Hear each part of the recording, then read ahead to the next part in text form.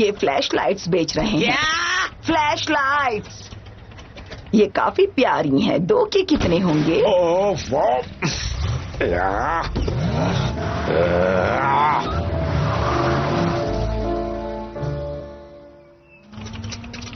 ठीक है। अब यहाँ पहले के जैसे हाथ गाड़ी नहीं होती हैं, अब बस कार्स हैं। देखो दूसरी वाली आ रही है, देखने में तो आरवी लगती है। ये आरवी कौन है? ओह नहीं, वो लोग तुम लोगों को देखकर डर जाएंगे। आखिर तुम कहना क्या चाहते हो? मतलब वो आप लोगों को देखकर शॉक हो जाएंगे, डर जाएंगे, घबरा जाएंगे। क्यों? क्योंकि आप लोग बहुत विशाल हैं और आप बात कर सकते हैं, जो कि बिल्कुल भी नॉर्मल बात नहीं है। सुना बेब, अपना मुंह बंद रखना। लेकिन इतने बड़े शरीर का क्या करूं? ऐसा करना। तुम ये क्या कर रहे हो? मुझ पर भरोसा रखिए, पलक मत झपकिएगा, सांस मत लीजिएगा। उन्हें लगेगा हम स्टैचूज हैं। वो भला ऐसा क्यों सोचेंगे? क्योंकि आपके और बेब के स्टैचूज हर जगह पर हैं। स्टैचूज? वो देखो वहाँ वो कितने असली लग रहे हैं। हमें रुककर उनके साथ पिक्चर लेनी चाहिए। हमने कई जगह पर अलग अलग पॉल बनियन की पिक्चर्स ली है। और कितनी निकालनी है तुम्हें?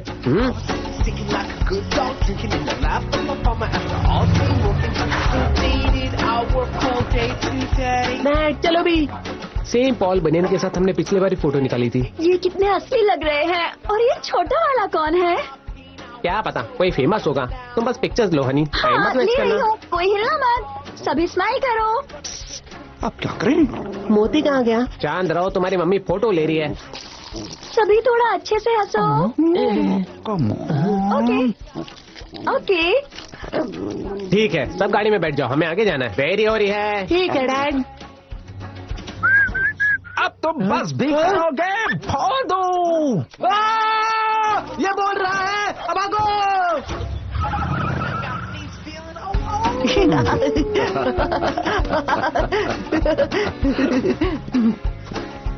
हाँ, ओके। ये जानकर अच्छा लगा कि तुम लोगों को मेरी बेइज्जती से बहुत मजा आया। लेकिन मुझे यकीन है पॉल, तुम्हारा स्टैचू आउट हाउस के बाहर कोई नहीं लगाता होगा। वो रहा मेरे दादाजी का फार्म हाउस। कोई बात नहीं, अब जल्दी से जाकर अपने दादाजी को उन आदमियों के बारे में बताओ, वो खतरनाक हो सकते हैं। जरूर, यहाँ पहुँचाने के लिए थैंक्स। क्या हम और थोड़ी देर यहाँ नहीं रुक सकते? मुझे थोड़ा घूमना है।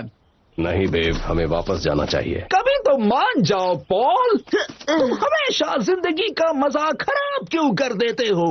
आओ आओ आओ आओ आओ आओ। मैंने क्या किया? तुमने कुछ नहीं किया बच्चे। आओ आओ आओ। अब तुम्हें क्या हो गया है? आओ मेरी पीठ। आओ आओ मेरी पीठ। लगता है मोच आ गई है। आप यहाँ रुककर आराम कर सकते हैं। परफेक्ट। क्या मैंने कई दिनों से इतना भारी वजन नहीं उठाया पॉल। मुझे अंदाजा नहीं था ये इतना भारी होगा।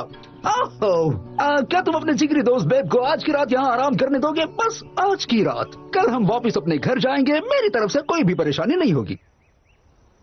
घर के पास वाले छोटे घर में आप रह सकते हैं और मैं दादाजी से नहीं कहूँगा। चलो भी पॉल, मेरे पुराने दोस्त प्लीज। सॉरी, मुझे काफी देर हो गई। क्या? बस मैंने एक दुकान में एक अजीब सा आदमी देखा, फिर उसके दूसरे आदमी ने मेरा पीछा किया, फिर मैं भागते भागते जंगल गया और साइकिल भी टूट गई। ये देखकर तो मजा आ गया। पर तुम थोड़ा धीरे बोलो, दादी माँ सो रही हैं और तुम्हारा भी आराम का वक्त हो गया है। तुम भी पूरा दिन घूमते रहे हो। ये इतना है तो ये उससे इतना बड़ा होगा। हाँ? पूरे 6.5 फीट का फर्क है। अब मेरा सपना पूरा हो गया।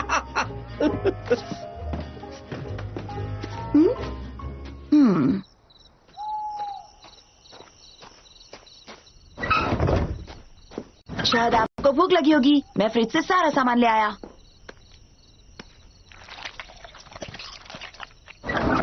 ट्रैविस, मुझे यकीन नहीं होता कि तुम मुझे अपने साथ शहर घुमाने नहीं ले गए, और यकीन नहीं होता कि तुम समय पर नहीं आए। दादाजी को अकेले गोभी ट्रक में चढ़ानी पड़ी। तुम्हें पता भी है उसका वजन कितना है? विटनी सुनो तो, मैं नहीं रहूंगी। उस गोभी का वजन 10,000 किलो 500 ग्राम था। मुझे समझ नहीं आता कि तुम हमेशा ऐसा क्यों करते हो।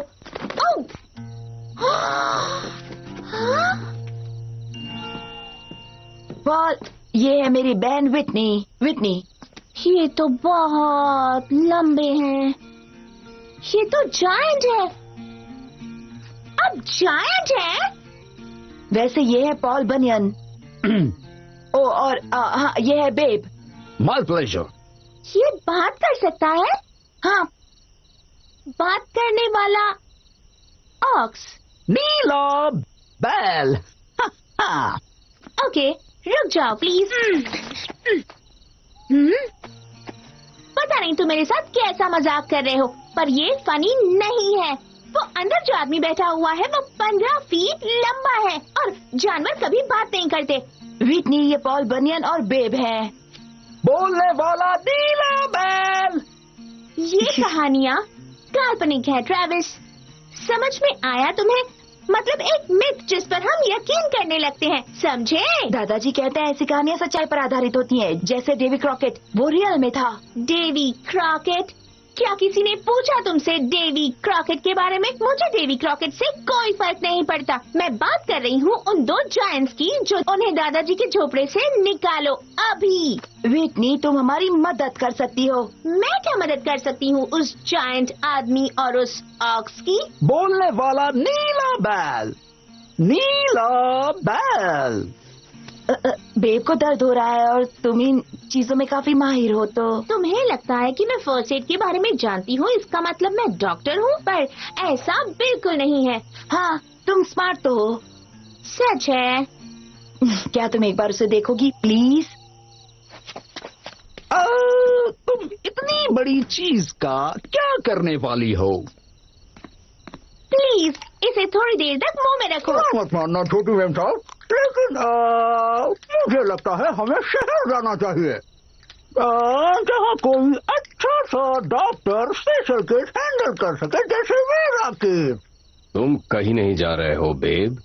तो फिर मैं शायद जल्दी मरने वाला हूँ। तुम्हें बस पीठ में थोड़ा सा दर्द है, तो इतना ड्रामा करने की कोई जरूरत नहीं। थोड़ा सा आराम कर लोगे तो ठीक हो जाओगे। तुमने दादा दादी को उन पीछा करने वालों के बारे में बताया? बताने गया था, पर तब तक वो सो गए थे और कल मेले का आखिरी दिन है और उन्हें सुबह जल्दी उठकर जाना है। तुम्हारा पीछा कर रहा था? किन लोगों की बात कर रहे हो तुम? बस इतना ही, पूरी दोपहर के बाद भी इतना ही। तुम तो आयरिस से भी गए भी थे हो। इन कामों में वक्त लगता है, इसके अलावा हमें कुछ मुश्किलें भी आई थी। आखिर तुम किस बारे में बात कर रहे हो? दरअसल जनरल स्टोर में मुझे एक बच्चे ने देख लिया था। गौस्टव ने पीछा भी किया मगर वो भाग गया। इसमें मुश्किल क्या है? मुश्किल ये है जितनी वसीयतें लानी थी तुम नहीं लाए हो। मुश्किल ये भी है कि मेरी जिंदगी की सबसे बड़ी डील हाथ से निकल चुकी है। जनरल स्टोर में किसी ने तुम्हें देखा, ये कोई मुश्किल नहीं है, समझ गए? आखिर तुम उन जमीनों पे कब्जा क्यों चाहते हो जबकि ये देश तक तुम्हें पसंद नहीं है? बात पसंद नापसंद की नहीं है, मुझे इन पे कब्जा चाहिए बस। मेरे बड़े से प्लान का ये छोटा सा हिस्सा है, समझे? कितने अमीर हो तुम, बेशुमार दौलत है। अपने बड़े से प्लान के बारे में अब तुम्हें मुझे बताना होगा, वरना मैं तुम्हारी मदद नहीं करूंगा। सोच लो। ठीक है, पहले वापस आ जाओ बॉब। बॉब नहीं हूं मैं। ये है मेरा बड़ा प्लान जिसमें दुनिया को तुम मेरी नजर से देखोगे। बड़ा सा मॉल। हाँ, ये तो फैक्ट्री जैसा लगता है। बिल्कुल बिल्कुल सही समझे। ये एक मॉल है और एक फैक्ट्री है। दुनिया का सबसे पहला ऑटोमेटेड शॉपिंग मॉल और एक्सपीरियंस। इसका नाम है बनियन वर्ल्ड। इसका नाम पॉल बनियन रखा है। यकीन मानो ये दुनिया का सबसे बेहतरीन अजूबा होगा। सोच के देखो, हजारों कारों में लोग बैठकर चले आ रहे हैं।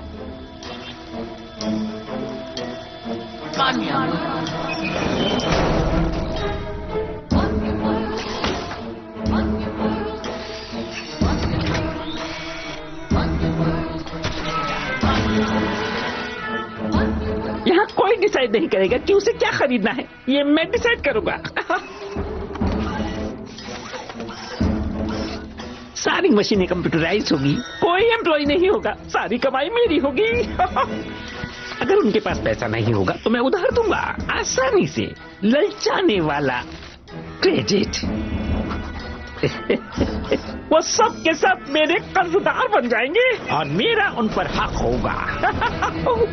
समझे? तुम्हारी ये चालाकियां देखने के बाद मुझे नहीं लगता कि हम दोनों अलग हैं। अगर मैं गलत नहीं तो तुम लोगों को सपने दिखाना चाहते हो जिनके लिए तुम महंगे गैजेट्स पर डिपेंड करते हो, जबकि मैं अपने नेचुरल टैलेंट हिप्नोटिज्म पर। लेकिन फिर भी ये हिप्नोसिस ही कहलाएगा। पार्टनर्स बनना अच्छी बात है। अब ये बताओ, हम दोनों मिलकर इस प्रोजेक्ट को कैसे आगे बढ़ाएंगे? इसी के लिए तो मुझे डेलबर्ट की जमीन चाहिए। ये डेलबर्ट मेरे सपनों के शहर के बीचों बीच आ रहा है। मेरा सपना तभी पूरा होगा जब सारी जमीन और ये सारे लोग मेरे अपने कब्जे में होंगे। ये सब मेरे रास्ते में खड़े हैं। हमें जल्दी ही कुछ करना होगा, चाहे कुछ भी हो जाए। तुम्हें इन सबको एक साथ हिप्नोटाइज करना होगा। ऑफ कोर्स, मेरे लिए ये चुटकियों का काम है कि मैं सारे लोगों को एक साथ इकट्ठा कर सकूं। ये मैं कर लूंगा।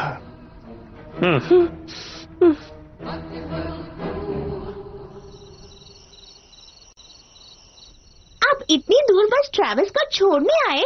हाँ, सही कहा। अच्छा, मुझे ये बताइए आपने ये जगह छोड़ी क्यों? जब मैं जवान था मुझे वो पेड़ मिला जिसने मुझे तुम्हारी दुनिया तक पहुंचाया। मुझे हर जगह देखनी थी।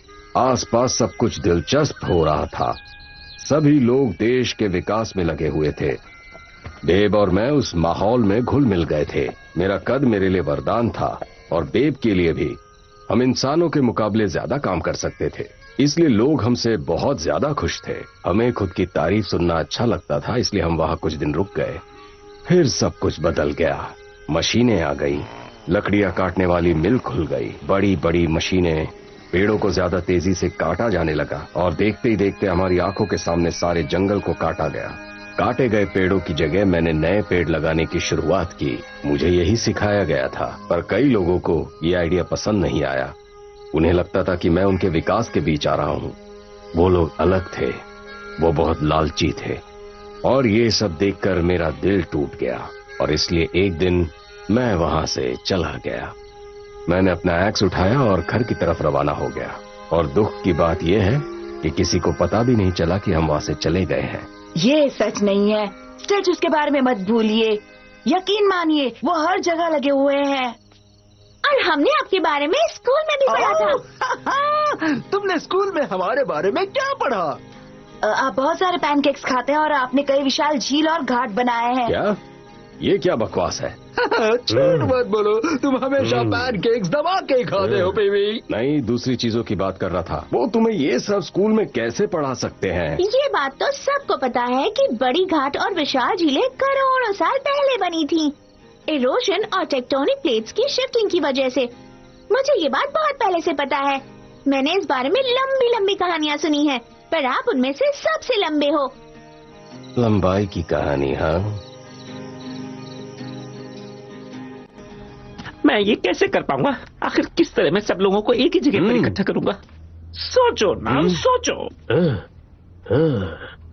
आज की खास खबर सुनने में डेवलपर नॉर्म ब्लैंसफोर्ड कुछ गड़बड़ कर रहे हैं। ये लोग तो मेरे ही बारे में बात कर रहे हैं। वो डेलबर्ट देश में कुछ प्रॉपर्टी खरीद रहे हैं और खरीदने का कारण क्या है इसका वो खुलासा नहीं कर रहे हैं। इस बात को लेकर एक महिला ब्लैंसफोर्ड के खिलाफ प्रोटेस्ट कर रही है। क्या? उस बूढ़ी औरत को ये लोग एयर टाइम दे रहे हैं? क्या मजाक है ये कैसे हो सकता है? नॉर्म ब्लैंसफोर्ड कभी नहीं बताते कि वो इस जमीन पर क्या बनाना चाहते हैं और ऐसा क्यों। ये नियम के खिलाफ है और मुझे उस पर हमें जल्दी कुछ करना होगा। खास न्यूज, डिलबर्ट मेले में सबसे बढ़िया जानवरों की बोली लगाई जाएगी और ये सिर्फ कल शाम तक ही रहेगा। इन छोटे लोगों को भी बराबरी का दर्जा चाहिए। Good night Travis. Whitney, thanks इतना सब कुछ करने के लिए। Sure, no problem. सुबह मिलते हैं। ये क्या है? तुम ये क्या कह रहे हो? तुम्हें सुनाई नहीं दे रहा? किसी चीज की वजह से मेरे दांत वाइब्रेट हो रहे हैं।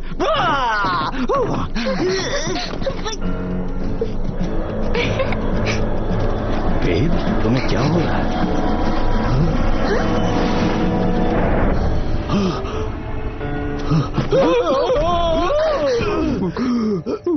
आपने ऐसा क्यों किया? वो तो बस एक एरोप्लेन था। एक एयरप्लेन? इसका मतलब लोग अब उड़ भी सकते हैं? एक्चुअली आसमान में ज्यादा चमकने वाले सब तारे नहीं होते, वो दरअसल प्लेन्स होते हैं।